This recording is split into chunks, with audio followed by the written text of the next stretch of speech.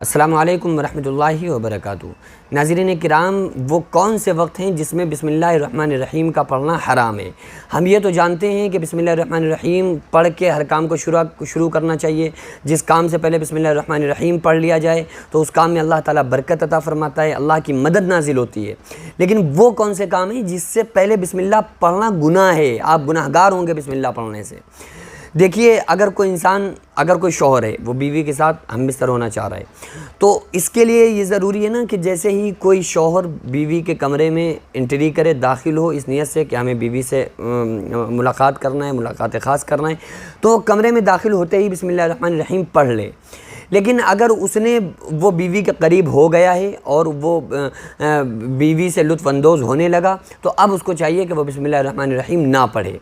اسی طریقے سے اگر کوئی انسان باتھ روم میں گیا، نہانے کے لیے گیا، تو اگر وہ اندر داخل نہیں ہوا ہے تو اس سے پہلے بسم اللہ الرحمن الرحیم پڑھ لے۔ غسل سے پہلے بسم اللہ الرحمن الرحیم پڑھ لینا چاہیے۔ لیکن آپ اگر باتھ روم کے اندر داخل ہو گئے ہیں اور آپ نے غسل کرنا، نہانا شروع کر دیا ہے، تو پھر آپ کو بسم اللہ الرحمن الرحیم نہیں پڑھنا ہے۔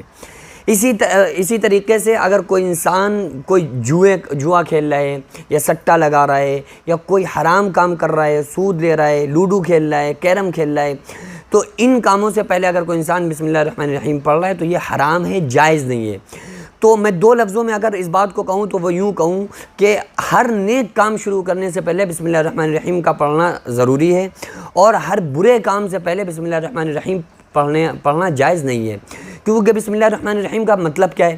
بھئی بسم اللہ کا مطلب یہ ہے کہ اللہ کے نام سے شروع اللہ کے نام سے جو بڑا مہربان نہایت رحم والا ہے۔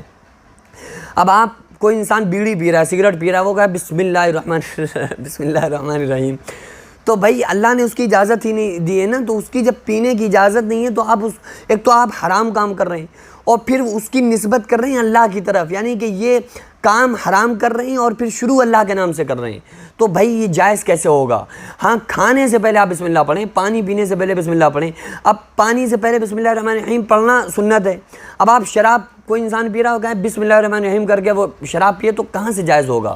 تو ہر نیک کام شروع کرنے سے پہلے بسم اللہ الرحمن الرحیم کا پڑھنا ضروری ہے۔ ہر برے کام سے پہلے، ناجائز حرام کام سے پہلے بسم اللہ الرحمن الرحیم کا پڑھنا جائز نہیں ہے۔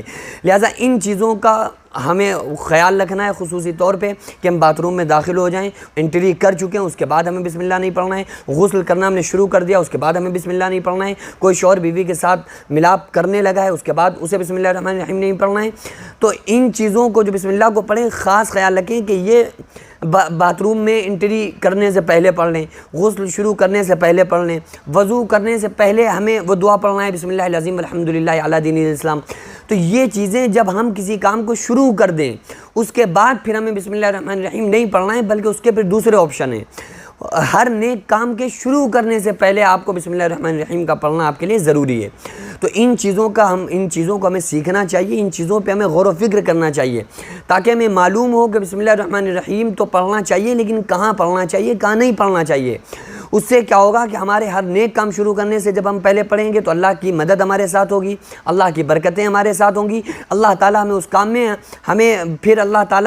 کام میں ہماری مدد فرمائے گا۔ انشاءاللہ اس کام میں ہم پھر کامیاب ہوں گے۔ اگر کوئی جائز کام کر رہے ہیں تو برے کام کرنے سے پہلے بسم اللہ الرحمن الرحیم پڑھنے سے بچیں، اور تو ان باتوں کا آپ حضرات خاص طور سے خیال رکھا کریں۔